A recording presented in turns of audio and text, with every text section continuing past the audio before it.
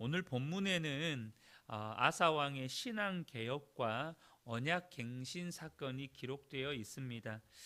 구스의 군대를 물리치고 돌아오는 아사에게 하나님은 아사랴를 통해서 말씀해 주십니다. 2절을 보면 그가 나가서 아사를 맞아 이르되 아사와 및 유다와 베냐민의 무리들아 내 말을 들으라. 너희가 여호와와 함께하면 여호와께서도 너희와 함께하실지라. 너희가 만일 그를 찾으면 그가 너희와 만나게 되시려니와 너희가 만일 그를 버리면 그도 너희를 버리시리라.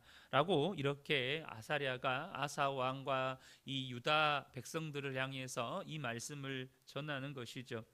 하나님의 백성인 이스라엘에게 있어서 나라의 운명을 결정지을 전쟁에서의 승리보다 더 중요한 것은 하나님과의 언약 관계를 재정립하는 일이었습니다. 왜냐하면 그동안 백성들은 하나님보다 우상을 찾았고 하나님의 백성으로서의 정체성과 율법에 대한 애정을 상실해 버렸기 때문이죠. 그 결과 하나님께서 그들에게 주셨던 다윗과 솔로몬 때에 그들에게 주셨던 평화와 안전도 그들을 떠나버렸다는 거예요. 5절과 6절을 보면 그때 온 땅의 모든 주민이 크게 요란하여 사람의 출입이 평안하지 못하며 이 나라와 저 나라가 서로 치고 이 성읍이 저 성읍과 또한 그리하여 피차 상한 바 되었나니 이는 하나님이 여러 가지 고난으로 요란하게 하셨습니다. 하나님의 백성이라고 하는 유다 백성들에게 하나님도 제사장도 율법도 없었기에 영적인 혼란과 고난이 극심했다는 것입니다. 그러니 지금 당장 이 나라의 운명을 결정지을 전쟁에서 한번 승리했다고 해서 끝나는 문제가 아니라는 거예요. 그들의 신앙을 개혁할 하나님과의 언약을 재정립하지 않는 한 이러한 문제는 앞으로 계속해서 발생하게 될 거라는 것입니다. 제2, 제3의 구스는 또다시 침공해 올 것이고 그렇게 되면 나라는 더욱더 심각한 혼란과 극심한 고난에 빠지게 될 거라는 것이죠. 이번 한번 전쟁에서 승리했다고 그들이 그저 좋아할 문제가 아니라는 것입니다. 하지만 이제 아사 왕의 등국과 구스와의 전쟁에서의 승리를 계기로 나라를 새롭게 할 수 있는 기회가 그들에게 주어진 것이죠.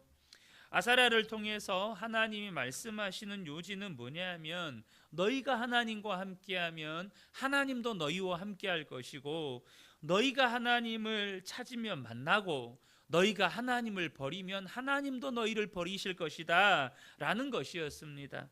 앞서 말씀드렸던 것처럼 이스라엘은 솔로몬 시대의 말기 그리고 르호보암과 아비야 시대를 거치면서 영적인 타락의 길을 걷기 시작했습니다. 잘 아시는 것처럼 솔로몬이 1000명의 아내를 얻잖아요.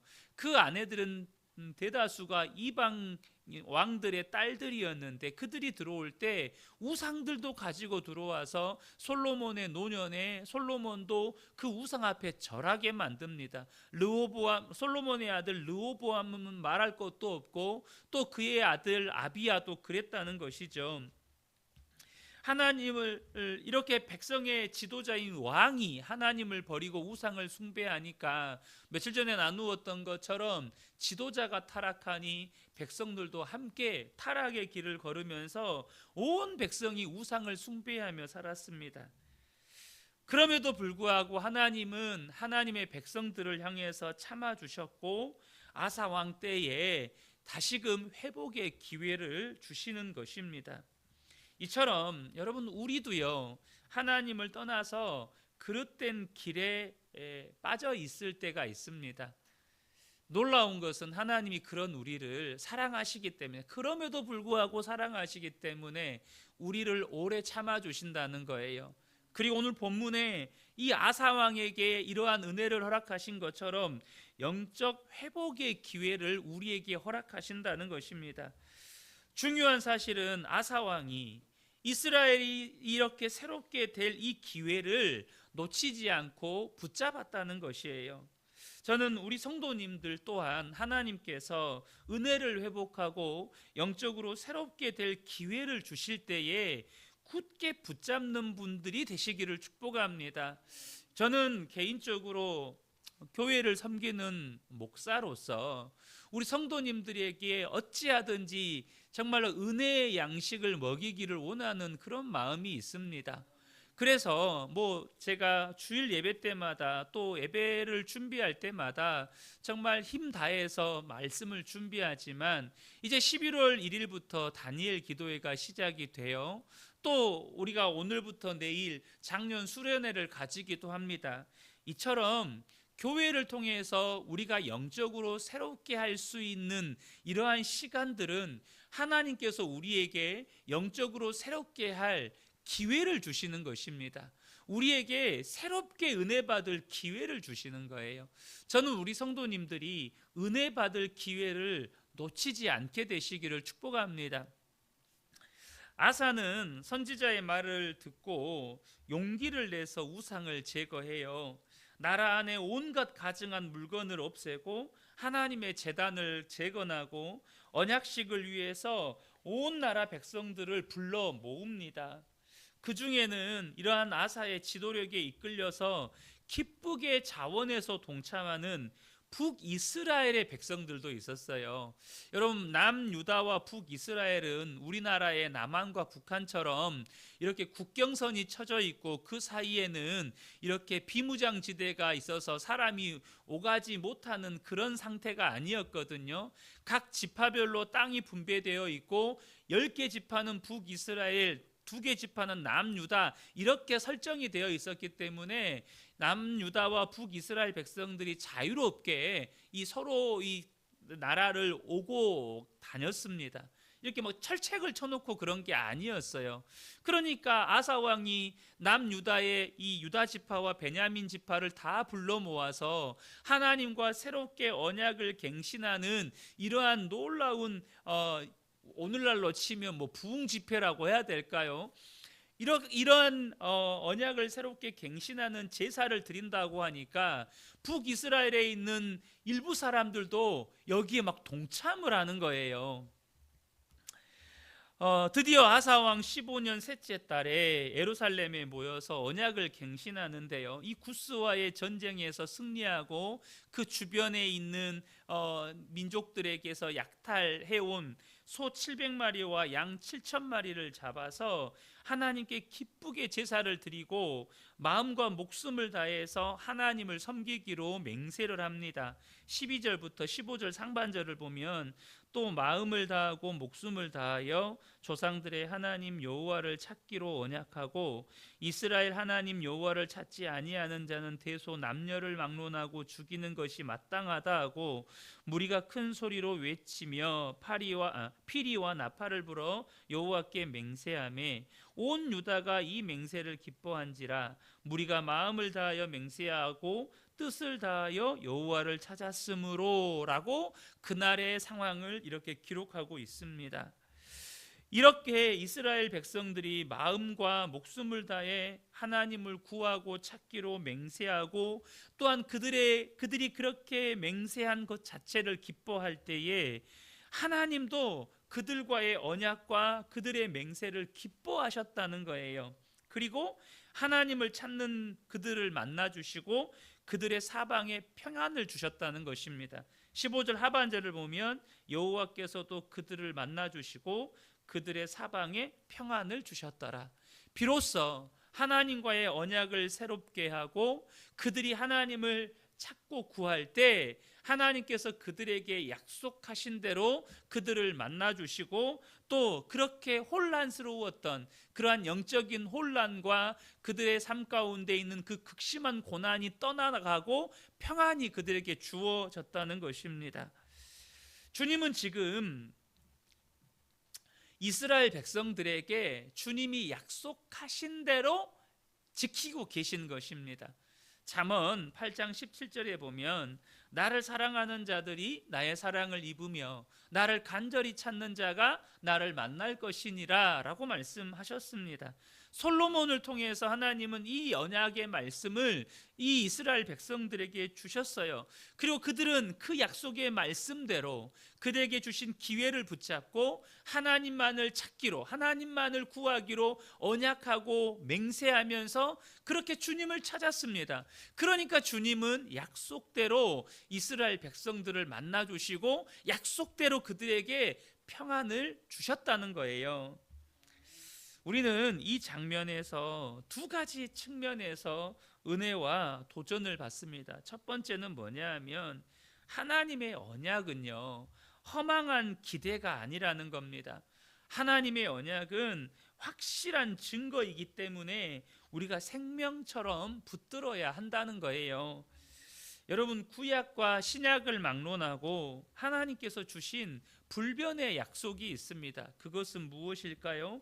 하나님을 사랑하고 하나님을 찾고 구하는 자들을 하나님은 반드시 만나 주시겠다고 약속하셨다는 거예요.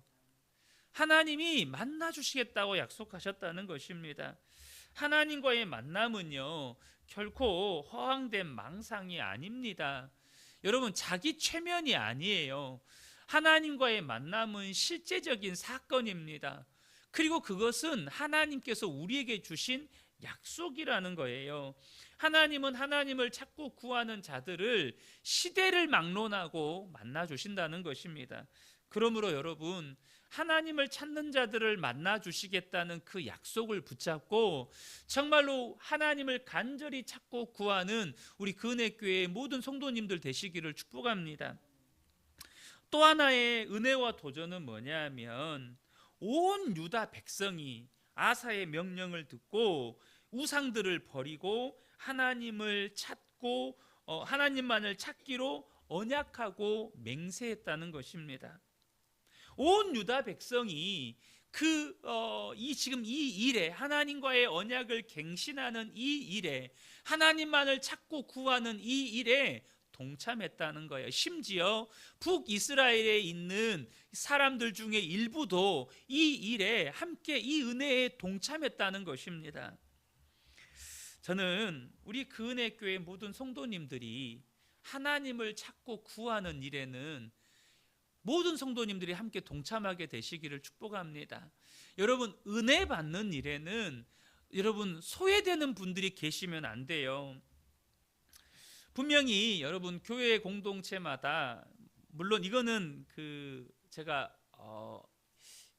이 법칙의 이름이 기억이 안 나는데요, 8대2의 법칙이 있습니다. 8대2의 법칙. 그러니까 이게 무슨 진리는 아닌데 법칙이라고 명명될 만큼 이게 공동체나 이런 그룹들 안에서 입증된 것이기도 합니다. 그것은 뭐냐면 20%의 사람들이 80%의 사람들을 이끌어 간다는 거예요. 20%의 사람들이 80%의 사람들을 먹여 살린다는 거예요. 좀 이런 표현들이 좀 그렇기는 하지만 여러분, 교회 안에도요, 은혜 받는 20%의 사람들이 나머지 80%의 사람들을 이끌어 간다는 겁니다. 그런데 여러분, 이게 법칙이 되면 안 되잖아요, 사실. 그렇지 않겠습니까? 이게 하나의 진리가 되면 안 되잖아요. 그런데 세상에서는 이걸 법칙이라고 말할 만큼 이러한 일들이 통용된다는 거예요. 20%의 소수가 80%의 사람들을 이끌어가고 20%의 소수가 80%의 사람들을 먹여 살리고, 여러분 그렇게 되면 안 되잖아요. 그런데 여러분, 성경을 보면 어떻습니까? 아사의 명령에 온 백성이 마음을 모아서 우상들을 버리고 하나님을 찾고 구하기로 맹세하는 이 일에 동참하고 있다는 거예요. 여러분, 교회 안에서는 이 법칙이 통용되면 안 됩니다. 그냥 모든 성도가 은혜에 동참해야 돼요. 심지어 교회 밖에 있는, 그러니까 우리 교회 성도가 아니에요. 우리 교회 성도가 아닌데, 야, 저 교회는 정말로 놀라운 은혜의 역사가 있다더라, 저 교회에는 놀라운 하나님을 만나고 하나님을 만나서 막 회복되는 이런 역사가 있다더라, 이 소문을 듣고 참여하는 사람들도 있어야 된다는 거예요. 저는 우리 그 은혜교회 성도님들 중에 일부나 소수의 몇몇 사람들만이 하나님을 찾고 만나고 하나님이 주시는 은혜와 평강을 누리는 것이 아니라 우리 그 은혜교회 모든 성도들이 정말로 하나님을 찾고 구하는 이 은혜의 역사에 동참하고 하나님이 주시는 은혜와 평강을 누리는 역사가 함께 하시기를 예수님의 이름으로 축복합니다.